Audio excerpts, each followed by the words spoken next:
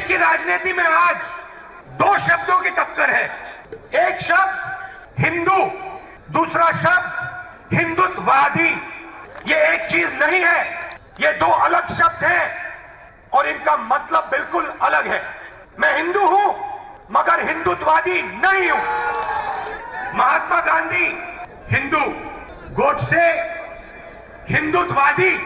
हिंदू सत्य को ढूंढता है, मर जाए, कट जाए, पिस जाए, उसका रास्ता सत्याग्रह।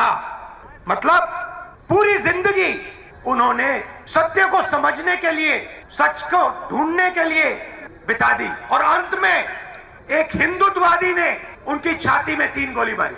हिंदुत्ववादी अपनी पूरी जिंदगी सत्ता को खोजने में डाल देता है, लगा देता है। उसको सत्य से कुछ लेना देना नहीं, उसे सिर्फ सत्ता चाहिए और सत्ता के लिए वो कुछ भी कर डालेगा। किसी को मार देगा, कुछ भी बोल देगा, जला देगा, काट देगा, पीट देगा, मार देगा, उसे सत्ता चाहिए। उसका रास्ता सत्याग्रह नहीं, उसका रास्ता सत्याग्रह है। हिंदू कौन?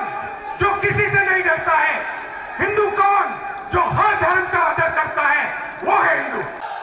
हम लोगों में कोई छुपाव भी नहीं है और कोई घबराहट भी नहीं है। जब मुख्यमंत्री नहीं थे तब भी हम लोग कहते थे, आज मुख्यमंत्री हैं तब भी कह रहे हैं और आगे भी यही कहेंगे कि गर्व से कहो हम हिंदू हैं।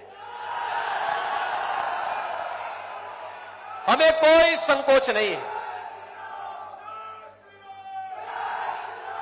और हिंदूपन का यह भाव व्यक्ति, जाति, मत और मजहब में नहीं बांटती। ये हमारी सांस्कृतिक पहचान है। इस सांस्कृतिक पहचान को जानने का प्रयास अगर इन लोगों ने किया होता तो 1947 में इस देश का दुर्भाग्यपूर्ण विभाजन भी नहीं होता। सत्ता के प्रति जो इनकी अति लालसा थी, इसने देश का भी विभाजन करवाया था और यही लालसा लगातार तुष्टीकरण की हदें पार करते हुए कभी कश्मीर में धारा 370 लगाती थी, कभी अयोध्या में राम मंदिर पर ताला बंद करवाती थी और कभी राम सेतु को तोड़ने के लिए ये लोग लालायित दिखाई देते थे। कभी इस देश में सांप्रदायिकता विरोधी कानून ला करके इस देश के हिंदुओं को कैद कर देना चाहते थे, उनकी आस्था के साथ खिलवाड़ करना चाहते थे और जब उन्हें लगता है कोई चुनाव आ गया तो भाइयों बहनों फिर ये लोग निकल पड़ते हैं।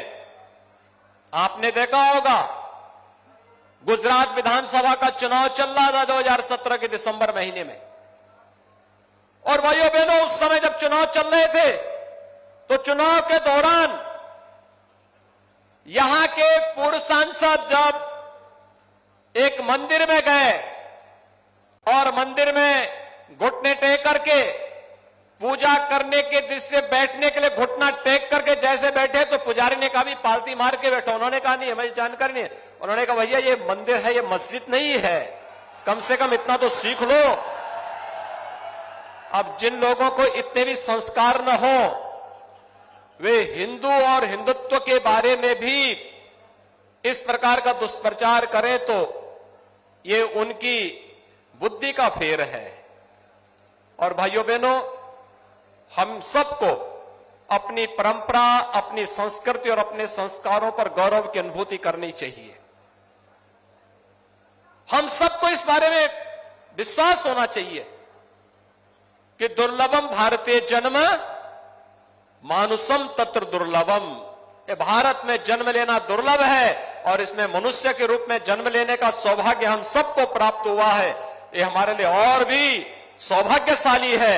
हम अपने सौभाग्य के लिए गौरव की अनुभूति करें और मुझे लगता है हर भारतीय को इस पर गौरव की अनुभूति होनी चाहिए।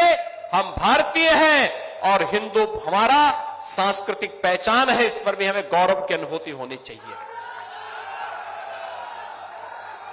लेकिन एक बात मैं आपको बताना चाहता हूं भाइयों, मैं आप सबको एक बात बताना चाहता हूं।